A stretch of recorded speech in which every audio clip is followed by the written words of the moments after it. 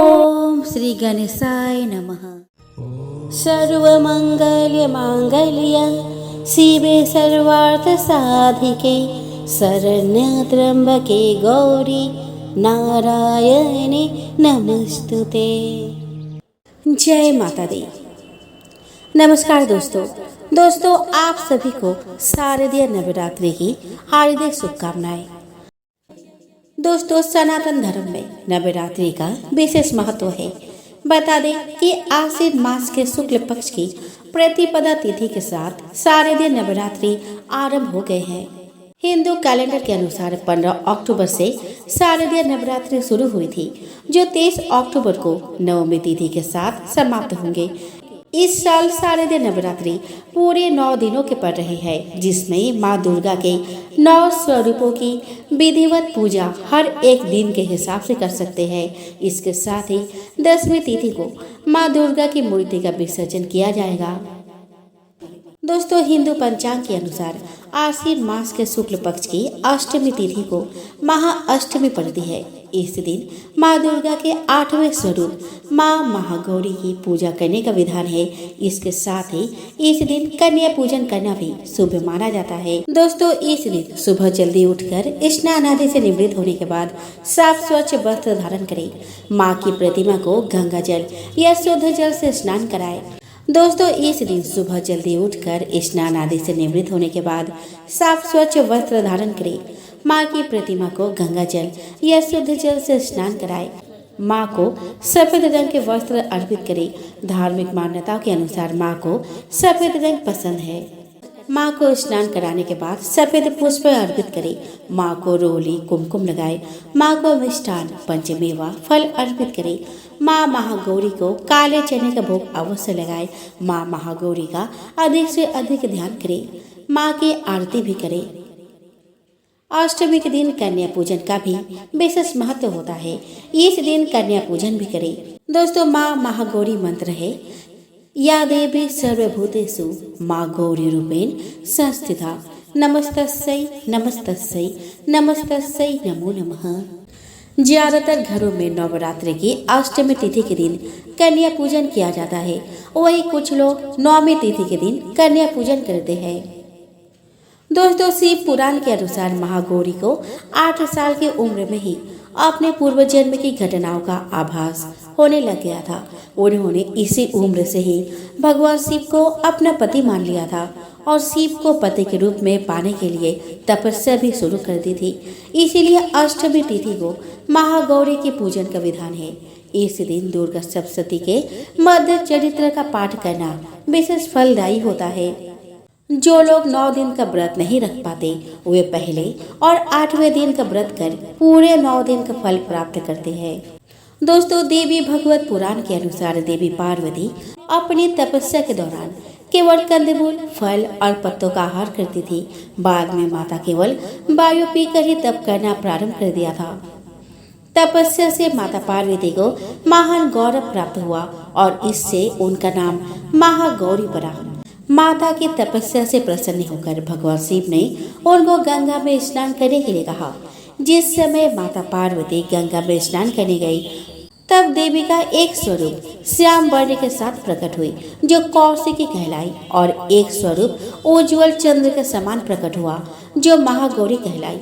माँ महागौरी अपने हर भक्त का कल्याण करती है और उनको सभी समस्याओं से मुक्ति दिलाती है। महागौरी का वर्ण रूप से गौर अर्थात सफेद है और उनके वस्त्र व आभूषण भी सफेद रंग के ही है। माँ का वाहन वृषभ अर्थात बैल है, जो भगवान शिव का भी वाहन है। माँ का दाहिना हाथ अभय मुद्रा में है और नीचे वाला हाथ में दुर्गा शक्ति का प्रतीक त्रिशूल है। महागौरी के ऊपर वाले हाथ में शिव का प्रतीक डमरू है। डमरू धारण करने के लिए माँ को शिवा के नाम से भी जाना जाता है।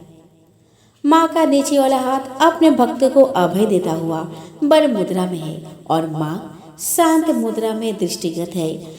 चलिए दोस्तों अब हम श्रवण करें शारदीय नवरात्रि के 8वें दिन सुने जाने वाली पवित्र एवं पावन कथा। दोस्तों माँ दुर्गा की अनेक नाम है। शेर पर सवार होने के कारण माँ अम्बे को शेरा वाली कहते हैं।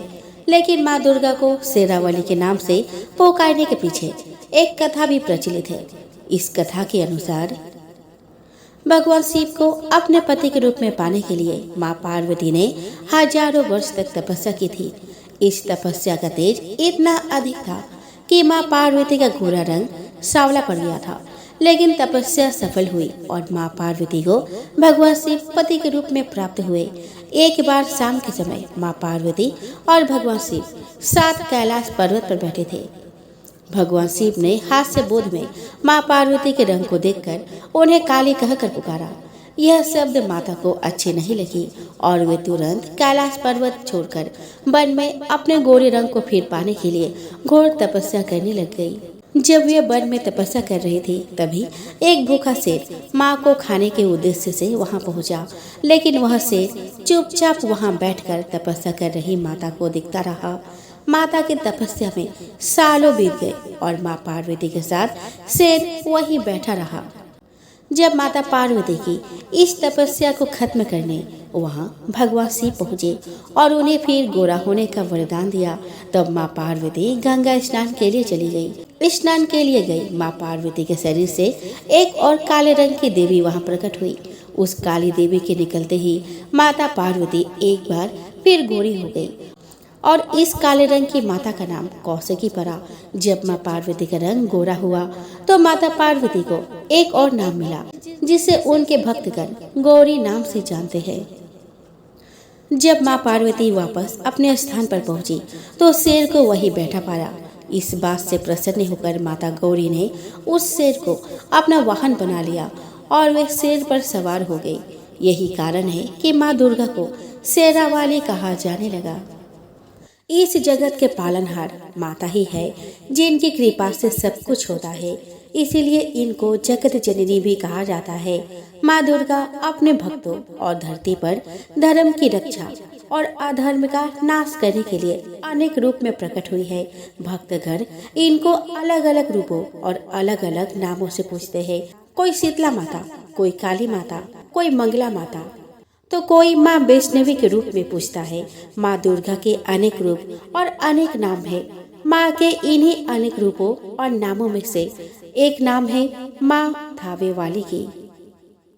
बिहार राज्य के गोपालगंज शहर में मात्र 6 किलोमीटर की दूरी पर सिवान जाने वाली राष्ट्रीय राजमार्ग पर थावे नाम का एक जगह है। वही माता थावे वाली का प्रसिद्ध मंदिर है। माँ थावे वाली को सिंहासनी भवानी, रहसु भवानी और थावे भवानी भी कहा जाता है। माँ थावे वाली असम के कामरूप में जहाँ माँ कामाख्या का बड़ा प्राचीन और भव्य मंदिर है थावे आई थी, इसीलिए इनको कावेरू कामाख्या भी कहा जाता है। दोस्तों, प्राचीन काल में थावे में माता कामाख्या के बहुत सच्चे भक्त श्री रहसु भगत जी रहते थे।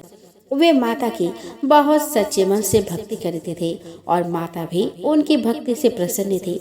माता की कृपा से उनके अंदर बहुत सी दिव्य शक्तियां भी आ गई थी। लेकिन वहां के तत्कालीन राजा मनन सिंह को उनकी भक्ति पसंद नहीं थी। वे रहसु भगत जी को ढोंगी पाखंडी समझते थे। एक दिन राजा ने अपने सैनिकों को रहसु भगत जी को पकड़कर दरबार में लाने का आदेश दिया। दरबार में आने पर राजा ने रहसु भगत जी को ढोंगी पाखंडी और अभद्र शब्दों का प्रयोग कर अपमानित किया। उनके माता के सच्चे भक्त होने का मजाक उड़ाया। रहसु भगत जी ने राजा को विनम्रता पूर्वक समझाया कि माता की कृपा से ही यह सब कुछ करता है और मेरी भक्ति से प्रसन्न होकर वे मुझे दर्शन भी देती है। राजा मनन सिंह के घर भी माता की पूजा होती थी, लेकिन माता ने कभी दर्शन नहीं दिया था। और चूंकि रहसु भगत जी एक अछूत जाति के थे और माता उनको दर्शन देती है, यह बात रहसु भगत जी से सुनते ही राजा अत्यंत क्रोधित हो उठे और भगत जी को चुनौती दिए कि यदि तुम वास्तव में माता के सच्चे भक्त हो तो मेरे सामने माता को बुलाकर दिखाओ, नहीं तो मैं तुम्हें दंड दूंगा। भगत जी ने राजा को बार बार और विनम्रता पूर्वक समझाया कि महाराज, अगर माता प्रकट हो गई तो अनर्थ हो जाएगा, इसीलिए आप अपना हठ छोड़ दीजिए और सच्चे मन से माता की भक्ति कीजिए। लेकिन राजा मनन सिंह अपने हठ पर अड़े रहे। अब भगत जी के पास माता को बुलाने के अलावा कोई अन्य रास्ता नहीं बचा था। भगत जी ने माता का आह्वान किया। माता ने कामरूप से प्रस्थान किया और कोलकाता, पटना, आमी आदि स्थानों से होते हुए जहां वो क्रमशः काली, पटन देवी, अंबिका भवानी आदि के नामों से प्रसिद्ध है, थावे पहुंची। माता ने भगत जी के मस्तक को पकड़कर अपना कंगन दिखाया। उनके आगमन से पूरे राज्य में प्रलय जैसी स्थिति हो गई। राजा और उनके राजपाट का अंत हो गया। माता ने जहाँ दर्शन दिया वही उनके मंदिर का निर्माण किया गया। रहसुन भगत मंदिर भी माता के मंदिर के पास ही है। यह कहा जाता है कि माँ थावे वाली के दर्शन के पश्चात रहसु भगत जी का दर्शन भी अवश्य करना चाहिए, तभी माता प्रसन्न होती है। माँ थावे वाली बहुत दयालु और कृपालु है। अपने शरण में आए हुए सभी भक्तों का कल्याण करती है। हर सुख दुख में लोग माँ के शरण में जाते हैं और करुणामयी माँ किसी को भी निराश नहीं करती, सबकी मनोकामना पूरी करती है। दोस्तों, माँ दुर्गा के 9 स्वरूपों के बारे में हर कोई जानता है और नवरात्रि में माँ के इन्हीं रूपों की आराधना की जाती है। हिंदू धर्म में नव दुर्गा पूजन के समय ही माँ के मंदिरों में भी भक्तों का तांता लगा रहता है और उनमें भी माँ के शक्तिपीठों का महत्व अलग ही माना जाता है। पवित्र शक्तिपीठ पूरे भारत के अलग अलग स्थानों पर स्थापित है। देवी पुराण में 51 शक्तिपीठों का वर्णन है, तो देवी भागवत में 108 और देवी गीता में 72 शक्तिपीठों का वर्णन मिलता है। वही तंत्र चूड़ामणि में 52 शक्तिपीठ बताए गए हैं। देवी पुराण के मुताबिक 51 शक्तिपीठ में से कुछ विदेश में भी स्थापित है। भारत में 42, पाकिस्तान में 1, बांग्लादेश में 4, श्रीलंका में 1, तिब्बत में 1 और नेपाल में 2 शक्तिपीठ है। दोस्तों, माँ के 51 शक्तिपीठों की एक पौराणिक कथा के अनुसार राजा प्रजापति दक्ष की पुत्री के रूप में माता दुर्गा ने सती के रूप में जन्म लिया था और भगवान शिव से उनका विवाह हुआ था। एक बार मुनियों के एक समूह ने यज्ञ आयोजित किया। यज्ञ में सभी देवताओं को बुलाया गया था। जब राजा दक्ष आए तो सभी लोग खड़े हो गए, लेकिन भगवान शिव खड़े नहीं हुए। भगवान शिव दक्ष के दामाद थे। यह देखकर राजा दक्ष बेहद क्रोधित हुए। अपने इस अपमान का बदला लेने के लिए सती के पिता राजा प्रजापति दक्ष ने भी एक यज्ञ का आयोजन किया। उसी यज्ञ में ब्रह्मा, विष्णु, इंद्र और अन्य देवी देवताओं को आमंत्रित किया, लेकिन उन्होंने जानबूझकर अपने जामाता भगवान शिव को इस यज्ञ का निमंत्रण नहीं भेजा। भगवान शिव इस यज्ञ में शामिल नहीं हुए और जब नारद जी से सती को पता चला कि उनके पिता के यहाँ यज्ञ हो रहा है लेकिन उन्हें निमंत्रित नहीं किया गया, यह जानकर वे क्रोधित हो उठी। नारद ने उन्हें सलाह दी कि पिता के यहाँ जाने के लिए बुलावे की जरूरत नहीं होती है। जब सती अपने पिता के घर जाने लगी तब भगवान शिव ने उन्हें समझाया, लेकिन वह नहीं माने, तो प्रभु ने स्वयं जाने से इनकार कर दिया। शंकर जी के रोकने पर भी जिद कर सती यज्ञ में शामिल होने चली गई। यज्ञ स्थल पर सती ने अपने पिता दक्ष से शंकर जी को आमंत्रित न करने का कारण पूछा और पिता से उग्र विरोध प्रकट किया। इस पर दक्ष भगवान शंकर के बारे में सती के सामने ही अपमानजनक बातें करने लगे। इस अपमान से पीड़ित सती ने यज्ञ कुंड में कूदकर अपना प्राण आहुति दे दी। भगवान शंकर को जब यह पता चला तो क्रोध से उनका तीसरा नेत्र खुल गया। ब्रह्मांड में प्रलय व हाहाकार मच गया। शिव जी के आदेश पर वीरभद्र ने दक्ष का सिर काट दिया और अन्य देवताओं को शिव निंदा सुनने की भी सजा दी। भगवान शंकर ने यज्ञ कुंड से सती के पार्थिव शरीर को निकालकर कंधे पर उठा लिया और दुखी होकर सारे भूमंडल में घूमने लगे। भगवती सती ने शिव जी को दर्शन दिए और कहा कि जिस जिस स्थान पर उनके शरीर के अंग अलग होकर गिरेंगे वहां महाशक्तिपीठ का उदय होगा। सती का शव लेकर शिव पृथ्वी पर घूमते हुए तांडव भी करने लगे, जिससे पृथ्वी पर प्रलय की स्थिति उत्पन्न होने लगी। वहां महाशक्तिपीठ का उदय होगा। सती का शव लेकर शिव पृथ्वी पर घूमते हुए तांडव भी करने लगे, जिससे पृथ्वी पर प्रलय की स्थिति उत्पन्न होने लगी। पृथ्वी समेत तीनों लोकों को व्याकुल देखकर भगवान विष्णु अपने सुदर्शन चक्र से सती के शरीर को खंड खंड कर धरती पर गिराते गए। जब जब शिव नृत्य मुद्रा में पैर पटकते, विष्णु अपने चक्र से माता के शरीर का कोई अंग काटकर उसके टुकड़े पृथ्वी पर गिरा देते। शास्त्रों के अनुसार इस प्रकार जहाँ जहाँ सती के अंग के टुकड़े, उनके वस्त्र या आभूषण गिरे, वहाँ वहाँ शक्तिपीठ का उदय हुआ। इस तरह कुल 51 शक्ति स्थानों में माता के शक्तिपीठों का निर्माण हुआ। अगले जन्म में सती ने राजा हिमालय के घर पार्वती के रूप में जन्म लिया और घोर तपस्या कर शिव जी को पुनः पति के रूप में प्राप्त किया। एक समय बृहस्पति जी ने ब्रह्मा जी से बोले कि है ब्राह्मण श्रेष्ठ, चैत्र और आश्विन मास के शुक्ल पक्ष में नवरात्र का व्रत और उत्सव क्यों किया जाता है? इस व्रत का क्या फल है? इसे किस प्रकार करना उचित है? पहले इस व्रत को किसने किया, सो विस्तार से कहिए। बृहस्पति जी का ऐसा प्रश्न सुन ब्रह्मा जी ने कहा कि हे बृहस्पति, प्राणियों के हित की इच्छा से तुमने बहुत अच्छा प्रश्न किया है। जो मनुष्य मनोरथ पूर्ण करने वाली दुर्गा, महादेव, सूर्य और नारायण का ध्यान करते हैं, वह मनुष्य धन्य है। वह नवरात्र व्रत संपूर्ण कामनाओं को पूर्ण करने वाला है। इसके करने से पुत्र की कामना वाले को पुत्र, धन की लालसा वाले को धन, विद्या के चाहने वाले को विद्या और सुख की इच्छा वाले को सुख मिलता है। इस व्रत को करने से रोगी मनुष्य का रोग दूर हो जाता है, मनुष्य की संपूर्ण विपत्तियां दूर हो जाती है और घर में समृद्धि की वृद्धि होती है। बंध्या को पुत्र प्राप्त होता है, समस्त पापों से छुटकारा मिल जाता है और मन का मनोरथ सिद्ध हो जाता है। जो मनुष्य इस नवरात्र व्रत को नहीं करता, वह अनेक दुखों को भोगता है और कष्ट और रोग से पीड़ित हो, अंगहीनता को प्राप्त होता है, उसके संतान नहीं होती, वह धन धान्य से रहित हो, भूख और प्यास से व्याकुल घूमता फिरता है तथा संज्ञाहीन हो जाता है। जो साधवा स्त्री इस व्रत को नहीं करती, वह पति सुख से वंचित हो नाना दुखों को भोगती है। यदि व्रत करने वाले मनुष्य सारे दिन का उपवास ना कर सके तो एक समय भोजन करे और 10 दिन बांधवों सहित नवरात्र व्रत की कथा का श्रवण करे। हे बृहस्पति, जिसने पहले इस महाव्रत को किया है, वह कथा मैं तुम्हें सुनाता हूँ, तुम सावधान होकर सुनो। इस प्रकार ब्रह्मा जी का वचन सुन बृहस्पति जी बोले कि हे ब्राह्मण, मनुष्य का कल्याण करने वाले इस व्रत के इतिहास को मेरे लिए कहो। मैं सावधान होकर सुन रहा हूँ, आपके शरण में आए हुए मुझ पर कृपा करो। ब्रह्मा जी बोले, प्राचीन काल में मनोहर नगर में पीठत नाम का एक अनाथ ब्राह्मण रहता था। वह भगवती दुर्गा का भक्त था। उसके संपूर्ण सद्गुणों से युक्त सुमति नाम की एक अत्यंत सुंदरी कन्या उत्पन्न हुई।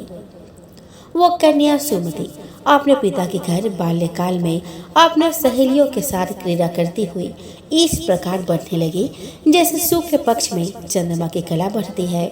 उसका पिता प्रतिदिन जब दुर्गा की पूजा करने होम किया करता, वह उस समय नियम से वहां उपस्थित रहते। एक ही दिन सुमति अपने सखियों के साथ खेल में लग गई और भगवती के पूजन में उपस्थित नहीं हुई। उसके पिता को पुत्री की ऐसी असावधानी देखकर क्रोध आया और वह पुत्री से कहने लगा कि अरे दुष्ट पुत्री, आज तूने भगवती का पूजन नहीं किया, इस कारण मैं किसी कुष्ठ रोगी या दरिद्र मनुष्य के साथ तेरा विवाह करूंगा। पिता का ऐसा वचन सुन सुमति को बड़ा दुख हुआ और पिता से कहने लगी कि हे पिता, मैं आपकी कन्या हूँ तथा सब तरह आपके अधीन हूँ। जैसी आपकी इच्छा हो वैसे ही करो। राजा से, कुष्ठी से, दरिद्र से अथवा जिसके साथ चाहो मेरा विवाह कर दो, पर होगा वही जो मेरे भाग्य में लिखा है। मेरा तो अटल विश्वास है, जो जैसा कर्म करता है उसको कर्मों के अनुसार वैसा ही फल प्राप्त होता है। क्योंकि कर्म करना मनुष्य के अधीन है, पर फल देना ईश्वर के अधीन है। जैसे अग्नि में पड़ने से तृणादि उसको अधिक प्रदीप्त कर देते हैं, इस प्रकार कन्या के निर्भयता से कहे हुए वचन सुन उस ब्राह्मण ने क्रोधित हो अपने कन्या के विवाह एक कुष्ठी के साथ कर दिया और अत्यंत क्रोधित हो पुत्री से कहने लगा, हे पुत्री, अपने कर्म का फल भोगो। देखे भाग्य के भरोसे रहकर क्या करती हो। पिता के ऐसे कटु वचनों को सुन सुमति मन में विचार करने लगी कि यह मेरा बड़ा दुर्भाग्य है जिससे मुझे ऐसा पति मिला। इस तरह अपने दुख का विचार करती हुई वह कन्या अपने पति के साथ वन में चली गई और डरावने गुस्सा युक्त उस निर्जन वन में उन्होंने वह रात बड़े कष्ट से व्यतीत की। उस गरीब बालिका की ऐसी दशा देख देवी भगवती ने पूर्व पुण्य के प्रभाव से प्रकट हो सुमति से कहा कि हे दीन ब्राह्मणी, मैं तुझसे प्रसन्न हूँ। तुम जो चाहो सो वरदान मांग सकती हो। भगवती दुर्गा का यह वचन सुन ब्रह्मणी ने कहा, आप कौन हैं?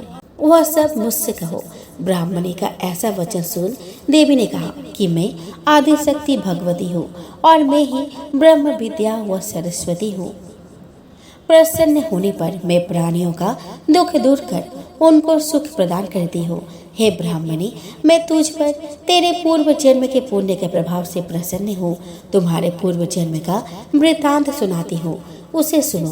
तुम पूर्व जन्म में निषाद की स्त्री थी और अति पतिव्रता थी। एक दिन तेरे पति निषाद ने चोरी की। चोरी करने के कारण तुम दोनों को सिपाहियों ने पकड़ लिया और ले जाकर जेल खाने में कैद कर दिया। उन लोगों ने तुझको और तेरे पति को भोजन भी नहीं दिया। इस प्रकार नवरात्र के दिनों में तुमने ना तो कुछ खाया और ना ही जल पिया। इस प्रकार 9 दिन तक नवरात्र का व्रत हो गया। हे ब्राह्मणी, उन दिनों में जो व्रत हुआ उस व्रत के प्रभाव से प्रसन्न होकर मैं तुझे मनोवांछित वर देती हूँ। तुम्हारी जो इच्छा हो सो मांग लो। इस प्रकार दुर्गा के वचन सुन ब्राह्मणी बोली, अगर आप मुझ पर प्रसन्न है तो हे दुर्गे, मैं आपको प्रणाम करती हूँ। इस प्रकार दुर्गा के वचन सुन ब्राह्मणी बोली कि अगर आप मुझ पर प्रसन्न है तो हे दुर्गे, मैं आपको प्रणाम करती हूँ। कृपा करके मेरे पति का कोढ़ दूर करो। देवी ने कहा, उन दिनों तुमने जो व्रत किया था उस व्रत का एक दिन का पुण्य पति का कोढ़ दूर करने के लिए अर्पण करो। उस पुण्य के प्रभाव से तेरा पति कोढ़ से मुक्त हो जाएगा। ब्रह्मा जी बोले कि इस प्रकार देवी के वचन सुन वह ब्राह्मणी बहुत प्रसन्न हुई और पति को निरोग करने की इच्छा से जब उसने तथास्तु ऐसा वचन कहा तब उसके पति का शरीर भगवती दुर्गा की कृपा से कुष्ठ रोग से रहित हो अति कांतिवान हो गया। वह ब्राह्मणी पति की मनोहर देह को देख देवी की स्तुति करने लगी। हे दुर्गे, आप दुर्गति को दूर करने वाली, तीनों लोकों का संताप हरने वाली, समस्त दुखों को दूर करने वाली, रोगी मनुष्य को निरोग करने वाली, प्रसन्न हो मनोवांछित वर देने वाली और दुष्टों का नाश करने वाली जगत की माता हो। हे अम्बे, मुझ निरपराध अबला को मेरे पिता ने कुष्ठी मनुष्य के साथ विवाह कर घर से निकाल दिया। पिता से तिरस्कृत निर्जन वन में विचर रही हूँ। आपने मेरा इस विपदा से उद्धार किया। हे देवी, आपको प्रणाम करती हो, मेरी रक्षा करो। ब्रह्मा जी बोले कि हे बृहस्पति, उस ब्राह्मणी की ऐसी स्तुति सुन देवी बहुत प्रसन्न हुई और ब्राह्मणी से कहा कि हे ब्राह्मणी, तेरे उदालय नामक अति बुद्धिमान, धनवान, कीर्तिमान और जितेंद्रिय पुत्र शीघ्र उत्पन्न होगा, ऐसा वर प्रदान कर देवी ने ब्राह्मणी से फिर कहा कि हे ब्राह्मणी, और जो कुछ तेरी इच्छा हो वह मांग लो। भगवती दुर्गा का ऐसा वचन सुन सुमति ने कहा कि हे भगवती दुर्गे, अगर आप मुझ पर प्रसन्न हैं तो कृपा कर मुझे नवरात्र व्रत की विधि और उसके फल का विस्तार से वर्णन करें। इस प्रकार ब्रह्मा जी के वचन सुन दुर्गा ने कहा कि हे ब्राह्मणी, मैं तुम्हें संपूर्ण पापों को दूर करने वाली नवरात्र व्रत की विधि बतलाती हूँ, जिसको सुनने से मोक्ष की प्राप्ति होती है। आश्विन मास के शुक्ल पक्ष की प्रतिपदा से लेकर 9 दिन तक विधि पूर्वक व्रत करे। यदि दिन भर का व्रत ना कर सके तो एक समय भोजन करे। विद्वान ब्राह्मणों से पूछकर घट स्थापन करे और बाटिका बनाकर उसको प्रतिदिन जल से सींचे। महाकाली, महालक्ष्मी और महासरस्वती देवी की मूर्तियां स्थापित कर उनकी नित्य विधि सहित पूजा करे और पुष्पों से विधि पूर्वक अर्घ्य दे। बिजोरे के फल से अर्घ्य देने से रूप की प्राप्ति होती है। जायफल से अर्घ्य देने से कीर्ति, दाग से अर्घ्य देने से कार्य की सिद्धि होती है। आंवले से अर्घ्य देने से सुख की प्राप्ति और केले से अर्घ्य देने से आभूषणों की प्राप्ति होती है। इस प्रकार पुष्पों व फलों से अर्घ्य देकर व्रत समाप्त होने पर 9वें दिन यथाविधि हवन करें। खांड, घी, गेहूँ, शहद, जौ, तिल, बिल्व, नारियल, दाख और कदम आदि से हवन करें। गेहूं से होम करने से लक्ष्मी की प्राप्ति होती है। खीर एवं चंपा के पुष्पों से धन की और बेलपत्तों से तेज व सुख की प्राप्ति होती है। आंवले से कीर्ति की और केले से पुत्र की, कमल से राज सम्मान की और दाखों से संपदा की प्राप्ति होती है। खांड, घी, नारियल, शहद, जौ और तिल तथा फलों से होम करने से मनोवांछित वस्तु की प्राप्ति होती है। व्रत करने वाले मनुष्य इस विधि विधान से होम कर आचार्य को अत्यंत नम्रता के साथ प्रणाम करे और यज्ञ की सिद्धि के लिए उसे दक्षिणा दे। इस प्रकार बताई हुई विधि के अनुसार जो व्यक्ति व्रत करता है उसके सब मनोरथ सिद्ध होते हैं। इसमें तनिक भी संदेह नहीं। इन 9 दिनों में जो कुछ दान आदि दिया जाता है उसका करोड़ों गुना फल मिलता है। इस नवरात्र व्रत करने से अश्वमेध यज्ञ का फल मिलता है। हे ब्राह्मणी, इस संपूर्ण कामनाओं को पूर्ण करने वाले उत्तम व्रत को तीर्थ, मंदिर अथवा घर में विधि के अनुसार करें। ब्रह्मा जी बोले कि हे बृहस्पति, इस प्रकार ब्रह्माणी को व्रत की विधि और फल बताकर देवी अंतर्ध्यान हो गई। जो मनुष्य या स्त्री इस व्रत को भक्ति पूर्वक करता है वह इस लोक में सुख प्राप्त कर अंत में दुर्लभ मोक्ष को प्राप्त होता है। हे बृहस्पति, यह इस दुर्लभ व्रत का महात्म्य है जो मैंने तुम्हें बतलाया है। यह सुन बृहस्पति जी आनंद से प्रफुल्लित हो ब्रह्मा जी से कहने लगे कि हे ब्राह्मण, आपने मुझ पर अति कृपा की जो मुझे इस नवरात्र व्रत का महात्म्य सुनाया। ब्रह्मा जी बोले कि हे बृहस्पति, यह देवी भगवती संपूर्ण लोकों का पालन करने वाली है। इस महादेवी के प्रभाव को कौन नहीं जान सकता। बोलो देवी भगवती की जय। चलिए दोस्तों, आप श्रवण करते हैं माँ गौरी जी की आरती। महागौरी दया कीजिए, जग जननी दया कीजिए, उमा रमा ब्रह्मानी अपनी शरण लीजिए। महागौरी दया कीजिए। गौर वर्ण अति सोहे, वृषभ की असवारी, श्वेत वस्त्र में मैया लागे छवि प्यारी। महागौरी दया कीजिए। सृष्टि रूप तुम ही हो, शिव अंगी माता, भक्त तुम्हारे अनगिन नित्य प्रति गुण गाता। महागौरी दया कीजिए। दक्ष के घर जन्मी तुम, ले अवतार सती, प्रगति हिमाचल के घर बन शिवा पार्वती।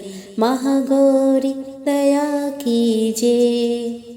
नव दुर्गों में मैया 8वां तेरा स्वरूप, शिव भी मोहित हो गए देख के तेरा रूप। महागौरी दया कीजिए।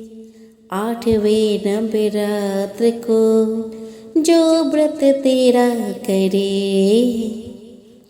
पाता प्यार तुम्हारा भव सिंधु उतरे। महागौरी दया कीजिए। वेद पुराण में महिमा तेरी माँ अपरंपार, हम अज्ञानी कैसे पाए तुम्हारा पार। महागौरी दया कीजिए। महागौरी महामाया आरती तेरी गाते, करुणामयी दया कीजिए निस दिन तुझे ध्याते। महागौरी दया कीजिए। महागौरी दया कीजिए। जग जननी दया कीजिए। उमा रमा ब्रह्मानी अपनी शरण लीजिए। महागौरी दया कीजिए। जय माता दी। दोस्तों, दुर्गा सप्तशती पाठ के बाद यह भगवती देवी के किसी भी स्तोत्र का पाठ करने के बाद अंत में साधक को दुर्गा क्षमा प्रार्थना का पाठ करना चाहिए। इसके मंत्रों को पढ़ते हुए साधक को अपने द्वारा किए गए पापों के लिए क्षमा मांगनी चाहिए। साथ ही साधना में जो कोई भूल चूक हो गई हो या जो भी कमी रह गई हो उसके लिए भी देवी से क्षमा याचना करनी चाहिए। साधक को चाहिए कि क्षमा प्रार्थना करते समय देवी भगवती का माता के रूप में ध्यान करके साधना को सिद्ध करने की विनती करे। परमेश्वरी, मेरे द्वारा रात दिन सहस्र अपराध होते रहते हैं। यह मेरा दास है, यो समझकर मेरे उन अपराधों को तुम कृपा पूर्वक क्षमा करो। परमेश्वरी, मैं आवाहन नहीं जानती, विसर्जन नहीं जानती तथा पूज करने का ढंग में नहीं जानती, क्षमा करो। देवी सुरेश्वरी, मैंने जो मंत्रहीन, क्रियाहीन और भक्तिहीन पूजन किया है वह सब आपकी कृपा से पूर्ण हो। सैकड़ों अपराध करके भी जो तुम्हारी शरण में जाकर जगदम्ब पुकारता है उसे वह गति प्राप्त होती है जो ब्रह्मा आदि देवताओं के लिए भी सुलभ नहीं है। जगदम्बिके, मैं अपराधी हूँ किंतु तुम्हारी शरण में आई हूँ। इस समय दया का पात्र हो, तुम जैसा चाहो वैसा करो। देवी परमेश्वरी, अज्ञान से, भूल से अथवा बुद्धि भ्रांत होने के कारण मैंने जो न्यूनता या अधिकता कर दी हो वह सब क्षमा करो और प्रसन्न हो। सच्चिदानंद रूपा परमेश्वरी, जगत माता कामेश्वरी, तुम प्रेम पूर्वक मेरी यह पूजा स्वीकार करो और मुझ पर प्रसन्न रहो। देवी सुरेश्वरी, तुम गोपनीय से भी गोपनीय वस्तु की रक्षा करने वाली हो। मेरे निवेदन किए हुए इस जप को ग्रहण करो। तुम्हारी कृपा से मुझे सिद्धि प्राप्त हो।